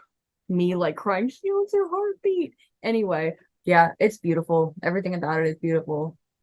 It makes me happy. Like when I first revisited it this week, I was like, oh, I love this song, but like I wonder if the production is a little bit too floaty for it. And now I'm like listening to it crying and thinking like, of course it's floaty because it's about like, a fantasy. It's about something that's uncertain. It's about something that's wishful. It's about something that's just exists inside someone's mind. It's not grounded in the song. So of course it sounds the way that it does. It makes you feel like you're dreaming and flying through clouds and shit. It might be my favorite Taylor Swift song. I don't know. I'd have to really sit down and think for a while. It's up there. It's an amazing Taylor Swift song, and most importantly to what we're talking about today, it is like one of those things that's just the beating heart of why this album is as beloved as it is. Because this song is so representative of the feeling this album goes for. How you get the girl. This is not one of my favorite songs on the record. It's fun. It's got like a really sort of punchy chorus, which is probably the best part about it. That the whole rhythm she has, the cadence she has is really, really catchy. It's funny, like it's kind of one of the most shallow songs on the album in terms of like, it's like, yeah, you said all the right things and that's how you got her. And you said all the wrong things and that's how you lost her. And then you said all the right things again and you got her back. Yay. And like, that's kind of fitting for the fantastical world of this album. So I can't really rag on it for that too much. Because, this is not a record where like real life complexities of relationships and things are irrelevant. It's just not the point of this album. The point of the album is to kind of, let all that shit fall away. So the song fits. It's just kind of a little bit. Maybe it's just because I'm so emotionally bulldozed after Wildest Dreams. I was going to say, it can't really help but feel a little bit deflating after Wildest Dreams. It's another one of the sequencing choices on here that I personally wouldn't make. But like, I kind of think it would be better if Wildest Dreams and How You Get the Girl were switched, because Bad Blood into Wildest Dreams is already such a fucking insane shift. And then back down to How You Get the Girl, it's just like, whoa, okay, lots of stuff happening here. So I feel like maybe there was a better way to segue that, perhaps, but I still like the song. Yeah. It's one of those songs that I want to scream from a rooftop and just like, I don't know. I can't explain what it is about it that makes me feel that way. It's just, I mean, it's banger. It's a banger. It's a banger. It just, if there are no How You Get the Girl enjoyers, assume that I am dead because I would die for this song. Nah, real. I'm glad. I'm glad there's one of us who can really ride for a song like that. It's not. It's honestly like as happy as I am that we had Out of the Woods, it is the one that I was like for months and months leading up to our show. I was like, please play How You Get the Girl. Please play How You Get the Girl. I need to scream this in a stadium. I need to scream it. So just to kind of framework where I'm at with that particular song. That checks. The other kind of weird reason why I guess it's sort of a little bit weird for me to experience in the album is that it is not just that it comes after Wildest Dreams. Yeah. So that it is like weirdly cleft between that song and one of the other songs on the record that, oh boy, I was a fucking mess listening. Underrated song. Weirdly enough, this is one of those songs where before I revisited the album, I was like, this love, I don't think I know this one very well. And then I heard it, I'm like, oh yeah, I know this song. I don't know where I know it from, or whether I just remember from when I listened to the album as a teenager, but I recognized it. And my God, I was not prepared for, I mean, and the other reason why I kind of wish How You Get the Girl wasn't in between them is that there's literally a lyrical reference to Wildest Dreams in this song that would have tied the two together perfectly. Yeah. I'm done complaining about that. This song is, it's maybe not the most emotionally huge song on the record for me. That's always going to be Wildest Dreams. But my God, if I wasn't in floods of tears listening to this week, it's like you don't expect an acoustic ballad on an album like this, and you certainly don't expect it to work as well as it does. I certainly wasn't anyway. I didn't even know I needed it when I was listening to this. But it's just sold so well. Her vocal performance is just, it's heartbreaking. And again, it's like, it's not it kind of is a downer. It kind of feels like a downer, but it fits with the record's romanticism because it's actually a really beautiful song about the power of love. It's but you know what I mean, right? Like Yes. it's a song about how love can have a persistent healing effect even when the object of that love isn't there, or even when there's some kind of uncertainty, or even when you're kind of waiting for someone and they're not there and whatever, but that the love just persists and is like a lifeboat that you cling to. And it's like you could read the song as really, really sad, and it makes me really, really emotional, but I think it's a beautiful and kind of on balance quite uplifting song.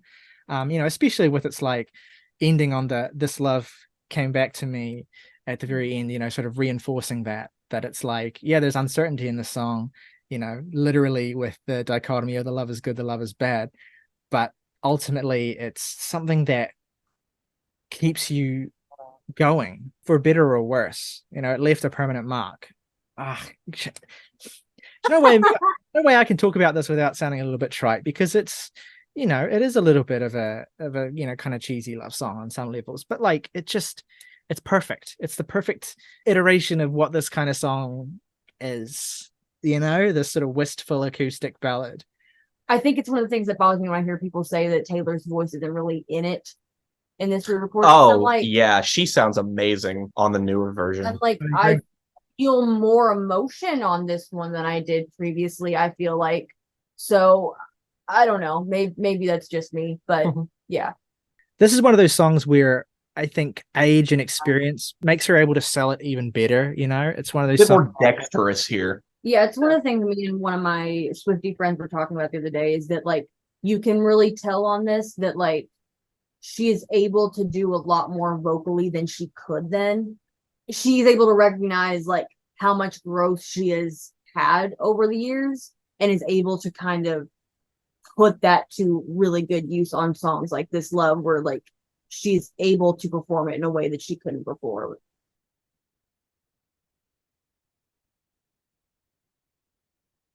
There's like there's something about this song as well. Maybe it's just because Taylor has so many breakup songs where it's like there's this sort of a darker, unpleasant tone to it, because of the nature of the breakup or the nature of the relationship or the way things soured, that I'm so used to, and maybe that's unfair to some degree, but I'm used to hearing Taylor songs about relationships that are over or that aren't like present as in this song, that kind of have this sort of darker side to them. Certainly doesn't help that the lion's share of the vault tracks on this record are pretty from that place. But there's something I love about this song. It's so grown up and so adult. Again, it's kind of it's a cliche, right? If you love something, let it go, right? But writing about the truth underlying that, which is that sometimes part of love is surrendering the love, or acknowledging that it's not maybe necessarily going to work forever. It's going to leave a mark on you forever, which is again, of course, what Wildest Dreams is about. But it can be a really, really sad thing. It can be a really, really heartbreaking thing, but it can also be a really, really beautiful thing. And this is not an easy concept to talk about, but it's just, and not everyone's going to have this experience with relationships. But for me, sometimes a relationship ending, like a really good long relationship ending, can sometimes be a really beautiful thing, especially if it ends because the two of you are going your own separate ways to kind of realize yourself in a bigger way. That's not to get all autobiographical, but that's pretty much how I feel about my last long relationship, is that it ended because it had to, because we were both heading in different directions, and it was sad, but it was also beautiful and kind of life affirming in a weird way. And I get that feeling from this as well. The love, provided the relationship doesn't end in a sad or in a kind of unpleasant way, the love does stay with you, and the love is a continual source of comfort for you throughout your life, even if it's a love of someone that's gone, or if it's that sort of love in some form stays with you forever, because how could it not? And I'm not the kind of person who typically likes to read into artists' lives, and real life relationships and things like that. But listening to it this week, it was kind of hard not to think of the fact that, Taylor was until somewhat recently in a very long-term relationship that kind of, and I have to wonder how it felt re-recording this song in particular, which to me is so much about the long-term lingering effects of a really good, strong, beautiful love that doesn't always last. And that was part of what got me really emotional, is because I feel like, and again, I'm totally projecting, but I feel like on some degree Taylor probably understands in a similar way to how I do what it feels like to let go of someone you've been with for a very long time, who is a really huge and important part of your life, but it just isn't meant to be any longer. Sorry, I got way deeper on that than I meant to, but if I'm going to be truthful about my experience with the song this week, then those are the things I thought about. Anyway, I Know Places. I'm not huge on this one. It's a good song. Again, I said earlier, I feel like that Out of the Woods kind of renders it a little bit redundant, but there's also a kind of darkness to it in terms of like, the running from the paparazzi thing that I feel like is slightly out of sync with the romanticized sort of perfection of the album, but maybe that's the point. I'll say one thing I do like. I like the weirdly doomy sort of minor key chords over the verses. Like it sounds like it's really portentous and dark. And I don't like the way that completely deflates on the chorus. But, there's things I like, there's things I don't like. I think it's one of those things where it's like, it's a good song that I wouldn't have put on the album because of tonal reasons as opposed to quality reasons. But, I think the way that I approach what I think it's about, or how I like connect with it, makes a lot of difference into how much I love it. Looking at it from a queer perspective makes it hit a little different for me in a way that makes me absolutely just love it beyond words. Taylor mentioned. It's fine. It's fine. It has a special place in my heart for many reasons. That's one of them. There is a lot to be said about my coming to terms with my sexuality and like connecting that with a bunch of Taylor Swift songs. And I think it's on the list of ones that put things in a perspective for me that's like kind of different. The growl that she does in the Taylor's version had me foaming at the mouth at like 12:30 in the morning. And I'm sorry.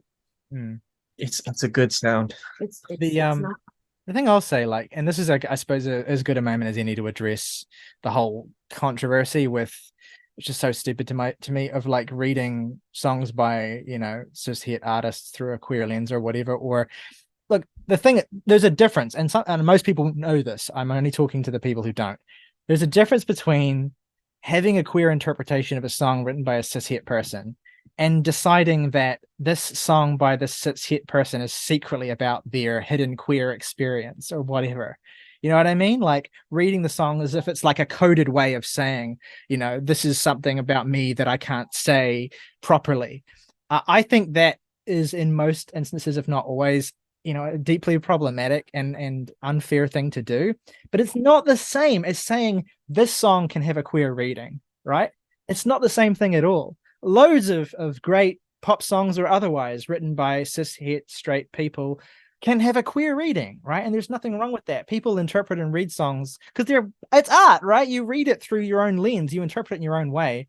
It doesn't mean that your interpretation is not valid because it's less likely to be how the artist wrote it.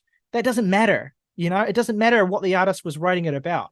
And that doesn't make your reading of it less valid or whatever. It's like, it's a song and it's what it is. What it means to you is what it is. That's how songs work. You kind of compared this to Out of the Woods, which is a song that I also kind of see could also be heavily skewed in that direction, frankly. Just the idea of having to hide yourself with the person that you care about is like, that's a distinctly quite queer experience to have. Exactly. Especially when you're, of a certain age and questioning your sexuality, and maybe even you don't know how you feel about something or somebody. And like, it's just, there are lots of experiences on here that I feel like are more often than not more easily able to be read through a queer lens than, other songs or other albums that she's had, for instance. But that's, there is a reason why there is a large subsection of Taylor Swift fans that do, heavily lean into these things. It's because like the text is there. You can like, there is a relatable sentiment at the core of this that is distinctly going to speak to a certain subsection of people, and regardless of the intent with which it's written, it is a testament to the text's richness that you can find that at all, frankly. Yeah, this is the whole point of pop music, right? Is that's universal music. It is music that is designed to have a level of appeal that is as wide as possible. And part of that means that the ambiguity of how you can interpret it, is going to be melded into the lives of millions of people and the experiences of millions of people in loads of different ways. And that's always been kind of part of what pop music is about. And, as, queer sexuality, queer identities, and the queer experience has become more and more of a part of pop culture, those interpretations have become more and more, mainstream. And, and that's normal, that's healthy, that's part of what pop music is. And also, like, if Taylor did write it about, as it appears to be, about, getting away from the paparazzi, about trying to kind of exist outside of the assault of constant, judgment and perception and, surveillance, that's a real and true experience to her. That's a true and real struggle to her. It doesn't need to be like compared to or, held up as in some kind of struggle Olympics with any kind of queer struggle, right? It's her struggle. It may in some ways share a parallel with with the queer experience, but that doesn't mean they need to be kind of compared in terms of, which is a realer struggle. It's just, no, it doesn't matter. It's just Taylor's writing about her life. Clean, though. Clean by Taylor Swift. This, I mean, it's the best Taylor Swift closing track, I would say. Is there any controversy about that? Is that a consensus opinion? I'm gonna look real quick and see about that, because I might agree. It's a stunning end to the record because it ends this massively loud and ostentatious album in a very minimal and sort of low-key fashion without making that feel like a letdown in any way. It's kind of amazing how well it works for what it actually is on this album. I love songs that are able to be immensely cathartic while being so skeletal and minimal. Like, there's so much space in the song for you to just focus in on all the little details of it, the little glitches of the beat, the the twinkling little melody that it has, the intimacy of Taylor's voice in this compared to some of the more kind of processed, maximal, vocal treatments on the record. It's a beautiful come down from an album that's very intense and in your face and just sort of like, popping off, and colors and lights and rainbows and fireworks and all this kind of stuff, all these sort of sensory explosive things that the album gives you, to just end on this moment of calm and of healing. It's a very beautiful song. It really is. And like there's actually one moment that I think most Taylor Swift fans like remember when they think about this song, and it's that I believe it was 1 year exactly after she won her sexual assault case. I'm pretty sure she did it as like the surprise song at the show that she did that day, and it was this is during like Reputation tour, I think. And I think it was like the first time that she really like publicly spoke about it and like talked about how much it meant to her, and like how much she empathized with people that didn't get the gratification that she did, that didn't get to win, that didn't get to see an end to what she dealt with, and just put that in the framework of a song that wasn't necessarily written about that moment, but being able to like reapply that to a whole nother chapter of her life and kind of explain like, I see you and I know that I'm privileged because I was able to say something. I was able to put myself out there with this, and some people can't, and I can see that. And then she just kind of goes into playing it, and she plays it on the piano, and it's very beautiful. There's clips of it everywhere online. If you haven't seen it, I highly recommend it, because if this song already gives you feels, that video will double that. It's a nice like reminder of the fact that songs are both snapshots of time, but also living things that age and gain new contexts and hit different, is I guess the best way of putting it, over time. And I'd forgotten about that the sexual assault thing, and then the significance of playing the song. I remember reading it, but thank you for reminding me of that, because yeah, that did add a whole level of depth to it. And it's and I've seen it on multiple occasions with like Bad Blood and I Know Places that they kind of feel out of place because they hinted a darkness that the rest of the album seems to be all about ignoring.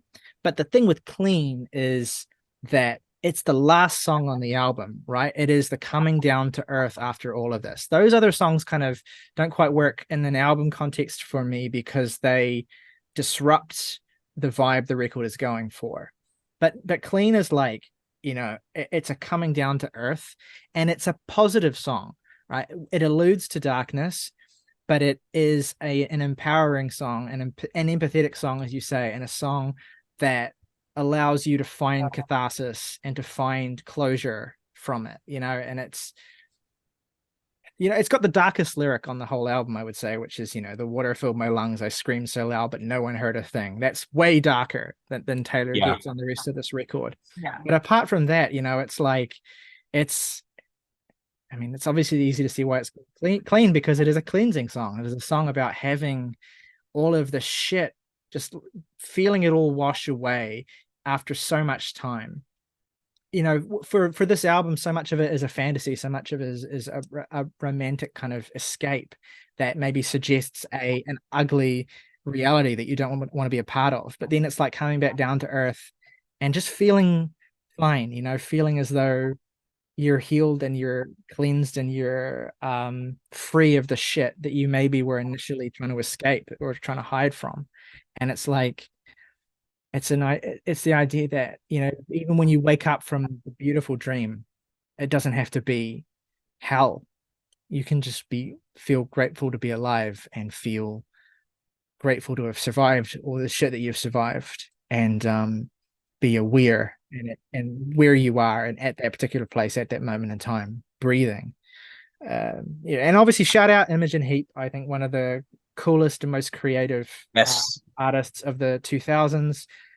It's really awesome that Taylor teamed up with her and that they collaborated on this, not just sort of in terms of conceptualizing the song production wise, but also her feature on the song. Her backing vocals are very powerful in both versions, and they're especially accentuated in the new version. And the gentle crest that the song has, like the slow, the sort of build that it has, the final chorus is just so powerful without like being over the top again, because it would feel false or wrong if they leaned into it too hard. But it's just like, it's just enough to feel like an extra kicker. Let's pick up like from that downbeatness of that, and just real quick talk about, first of all, the bonus tracks, all three of which are fucking amazing. Can I just say that? They're fucking amazing. Please say it louder. I'm so fucking mad at myself for never listening to these songs. I don't know why I did. No reason. I listened to the album, and I just never thought to listen to the bonus tracks. First of all, I tweeted this earlier this week as well. Why the fuck is Wonderland not on the album? Why the fuck is Wonderland not on the album? I don't understand why Wonderland is not on the album, but Bad Blood is on the album. Make it make sense. Because not just because Wonderland's a great song, but it's like perfect for this album.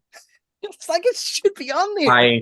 Yeah, it's right in tune with style and Out of the Woods. It's got a slightly darker feel. Banger. It's got a slightly darker feel than those musically, but it just is like, oh, I love the fucking edge that it has, the just urgency that it has. The way that it plays with, obviously the Alice in Wonderland references as well, but the way that it plays with kind of like fantastical tropes to kind of, extend the fantasy of the album. And it's just a fucking banger, man. Another song about driving as well. Maybe that's why she left it off, because you feel like she'd be hammering into it. I don't know. That song's amazing. You Are in Love. Another song I fucking whipped to this week. Holy shit, this song came out of nowhere for me. Again, I know that the Swiftie fans have had these 3 bonus tracks for 9 years or whatever, and I'm just hearing these songs for the first time. That's on you.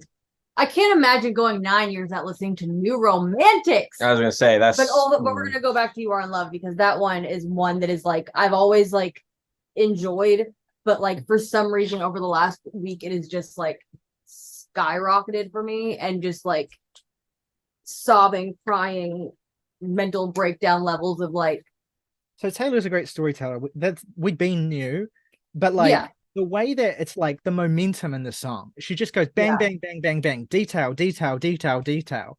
And like it's fragments and shit, but she goes so fast with them that you get like it's a rush of images, right? Morning, his place, burnt toast, Sunday, you keep his shirt, he keeps his word, which is, by the way, an amazing line.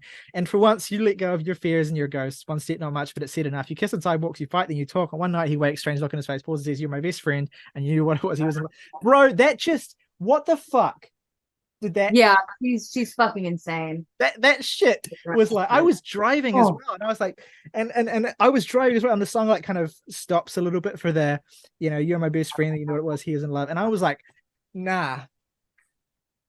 The epitome of she was insane for this. Yeah. Just and I love how understated the chorus is. Like you can hear it in the silence. You can feel it on the way home. It's like it's not, there's no urgency to this at all. It's completely opposite of Wonderland, but it's like in tune with the, romance and love and all that sort of stuff for the rest of the album, so it works. But just I think this legit is one of her top 5 love songs that she's ever written that I've heard anyway. I'm still trying to wrap my mind around like going 9 years without hearing any of these songs. Well, actually, I think I probably did hear New Romantics like casually, but I don't think I ever like I don't remember listening to the bonus tracks of my own volition, but I knew people who were so into Taylor at that time, so I probably did hear all of these and just never really registered them. But yeah, New Romantics is great too. It's I like the other two a little bit more. This is kind of a little bit like 1989 type beats. It's just all the tropes of the album kind of just being, again and again and again. And it's good because those tropes are good and the song's a banger. So it rules. The best people in life are free is a great line too. Like it's just that's one of many very smart little like subversions of a cliche or of a proverb or whatever. Like there's that line on is it I Know Places or is it This Love? It's one of those songs. It might be This Love actually, where she's like, she does a mixed metaphor, and I absolutely love it because it makes no sense, but it mixes metaphors in a way that I really like as a writer. Oh yeah, losing grip on sinking ships. That's like on This Love. That's like a great little. She has a few different things where she takes a saying and she just kind of twists it in some way, and that's one I love because it's like loose lips sink ships, which I know is in I Know Places, and that's why I was getting the two mixed up, but also mixing loose lips sink ships with losing grip on sinking ships. It's just like that's as a kind of writer, so to speak, I love that kind of shit. But yeah, New Romantics banger. I can see why this was not on the album as much, like more so than the other two, but they're all great. I feel like I've taken the lead on a lot of these songs, so I kind of want to surrender to the two of you now with these vault tracks, especially you, Rhea, as a kind of fan, because you would have been the one, you would have been rabid to hear these, I'm sure.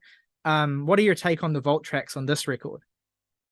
Kind of like how you're like you couldn't believe that you didn't hear those 3 songs. I'm like, why the fuck haven't I heard these until now? I am happy with them. I am surprised, I think, because I think with Slut, for example, I was expecting something like Blank Space level, which not to say that it's not, because I think it's, and she even said like when she was writing the album, she had to pick between Blank Space and Slut. Like she could only have one of them on the album, so obviously she wanted Blank Space. Yeah, fair enough. But like I was expecting something way different than it to be this a love song that makes you go, oh shit, okay. Slut to me is kind of just like I'm just gonna be honest, I think it's worse Blank Space. I can see why she picked Blank Space over this. It's kind of got some similar ideas, public perception of a relationship and how Taylor's categorized, and kind of just sort of leaning into that, saying, well, fuck it, what, you're gonna call me that shit, it's worth it because I'm having a good fucking time. And to me, I just think that Blank Space is a better written and more memorable song. And so I kind of get why Slut was sort of buried. But I will say, to be fair, Slut is my least favorite of the vault tracks. I think the other ones are all better. Even if, and again, I realize I might be wandering into a minefield here. Are all the other vault songs about Harry Styles? Because they kind of sound like they are. I don't want to assume, though. A lot of the time I have to look at Genius, and I don't know if I can trust Genius. You can't. He was 18 when they were together for like 3 months. I'm sorry, but Okay, I just that's why I as someone defer that to is you. like in my mid-20s, no one is going to care that much about an 18-year-old. That's not what I'm like concerned about. Like, I don't know. I didn't give a shit about that. I'm just like, I see why these are in the vault because none of them would fit on 1989 at all because they Right. are songs about a relationship that went bad or a relationship that's in a space that's unhealthy or, we don't talk anymore. Isn't that actually one Yeah, of them? they're very much less of like the romanticizing and the fantasy. But I'm like, as a Taylor Swift enjoyer, I'm like, man, I could have been screaming these for so long.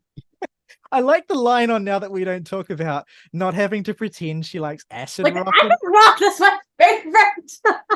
That really made me laugh because great. that came out of fucking nowhere when I was listening to this. I was like, wait, what?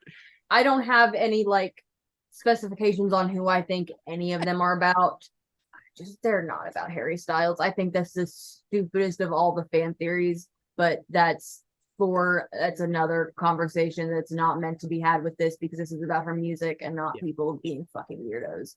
I just have to say, I always find it really amusing when I am on the Genius page and I click on an annotation like the acid rock one, and it's like, in 2018, Harry Styles covered The Doors at a concert. The Doors are a well-known psychedelic rock band in which Jim Morrison frequently wrote about his use of acid. Therefore, Taylor Swift is talking about Harry Styles playing acid rock music to her, and I'm just like, I love every element of that is a reach. Yeah. No, I think now the line about being on a mega yacht, and it's like, we can very much conclude this song is about Taylor's ex-boyfriend Harry Styles because he was photographed on a yacht several years ago. Like, a rich person was on a yacht after they were rumored to be dating. Yeah, Harry Styles was photographed on this yacht with Taylor's then on the yacht's friend Carly Kloss. Therefore, the song was about. I'm like, dude, no, we're not mentioning Carly Kloss in this. She's a Zionist and fuck her. Anyway, I will say that there's the song Suburban Legends has some lyrics I really like, even if the song itself is not as musically, I suppose, good as I want it to be. There's some really good lyrics in the song. You were so magnetic, it was almost obnoxious, flush with the currency of cool. I was always turning out my empty pockets. There's some great, you had people who called you on unmarked numbers in my peripheral vision. You'd be more than a chapter in my old diaries with the pages ripped out. I'm standing in a 50s gymnasium and I can still see you now. You kiss me in a way that's going to screw me up forever is a great lyric that would be even better if she just said fuck instead of screw. Yeah, that's one thing go ahead. I was gonna say that set of lyrics sounds like it's straight off of Sleep Well Beast by the National, but well, yeah, the gym line is like there's always arguments online about whether or not Taylor's vault tracks were actually written in the era that the album was written in, and I think that's a load of shit. But a lot of people are like, she could have said the fuck word here and she didn't. What other proof do you need that this was written during the 1989 era? Because if she would have written it at any other point, she would have said fuck. Yeah. She has since. She does not care. I love when she says the word fuck. She likes saying the word fuck. It's cool. Even if they were written in the 1989 era, since they haven't seen the light of day, she can change whatever she wants, That's true. Yeah, like I think it's just proof that this is very like organic and like she's just like, this is something that I made that like I am so proud of and I want you to hear it. Even if it's not how I would write it now. And my favorite lyric on this song, I think my favorite lyric on any of the vault tracks is, I broke my own heart because you were too polite to do it. That's a kicker. Ooh, yeah, that's cutting. That's a real kicker. I wish I liked the song overall a bit more, but it's got some really good lyricism. Again, this is the sort of lyricism that I associate with other eras of Taylor more than this era because she's deliberately toning it back. And I think, I don't know, this feels like the consensus that Is It Over Now is the best of them. I don't know. I like that one. I like it. It's not my favorite, but I like it. It's good. It's fun. It pops in a way that the ones before it don't really pop. Yeah, I don't know. I was saying this to Jake earlier. I feel like my opinion personally is that this is the weakest batch of vault tracks yet that we've received, relatively speaking. It's not like by a huge margin, but I'll put it this way. I'm probably not going to listen to Slut or Say Don't Go or now that we don't talk again, if I'm brutally honest. Maybe I'll listen to them one more time. I don't know. Me, it's like the only vault tracks I really think about returning to are honestly the ones on Red. Like, I think that the other ones are interesting and novel, and I enjoy them, but those are the only ones where I felt like they were kind of essential. And also the thing with the vault tracks as well is that sometimes you're fairly like fatigued by the time you get to them as well. Yeah. They're not like a part of the album experience for me, even as a Taylor's version. But they're always nice to have for the fans who want more Taylor, and none of them are bad. But it's just easy to see why they are vault tracks. But yeah, like I said with Suburban Legends, that song has so many great lyrics on it that it's like it's worth having just for those. Oh yeah, I like the line about I had the fantasy that maybe our mismatched star signs would surprise the whole school. That's just like, that's a great like teenage mindset lyric. It's cringy. It's a very cringy teenage girl in her 20s thing to say. I would say it, and I appreciate it. I can't lie. I had a fucking blast revisiting this week. I am completely 1989 pilled. There are, a couple of tiny things that I do think are flaws or weaknesses of the album. I think if you specifically, I don't think I outright said this, but if you specifically replace Bad Blood with Wonderland, I feel like the album goes up several orders of magnitude, in my opinion. But it's still you can still listen to the song, so who cares? It's a great record. It's Taylor Swift firmly entrenched in her imperial era, and it's hard not to be swept up in it. It's hard not to be kind of won over by the charm of it. And though it didn't have this at the time, I think retrospectively it works in a very interesting dichotomy with Reputation, which is like in every way, shape, or form kind of the inverse dark side of this album. This album is so much fantasy, and that album is so much kind of like gritty reality, that to me there's an inescapable like duality between those two albums. I'm not going to say any more on it now. We will get to that when we get to it. But having that kind of dichotomy between those two records has, I think, kind of really enriched to me what this album is and made me kind of appreciate it even more. It's such a unique album for Taylor. She doesn't really have any other albums like this. And it doesn't seem like she will again. She seems quite firmly in this more minimalist space now. So as the more time goes on, almost 10 years on, the more grateful I feel like we should be for this album, because it is such a stellar, magnificent, sort of incandescent record and a complete outlier for Taylor. It's very interesting to me that you talk about the duality of 1989 and Reputation, because when it comes to duality with Reputation, it's mostly talked about with Reputation and Lover. It's really interesting to think of it on the opposite end, because I always kind of contextualize it with Lover, just for a couple different reasons, but we'll get there at another point. But yeah, that's I appreciate that outlook, because that I never thought about it that way. Well, Reputation is what happens when you can't shake it off, right? Like let us know what you think of the new re-release of Taylor Swift's 1989 Taylor's version. What does the album mean to you? What do the songs mean to you? Where would you rank it in your Taylor Swift album ranking? What do you think of our conversation, of our thoughts? Let us know in the comments below. If you enjoyed this episode and you want to support the channel directly for just $1 a month, you can hit the join button, become a member of the Jams and Tea family, get your name in the title crawl of every video on this channel. Plus, if you want to recommend us some music to talk about in one of our Now episodes, your recommendation will go to the top of the pile. Until next time, though, folks, rock over London, rock on Chicago, Levi's, quality never goes out of style.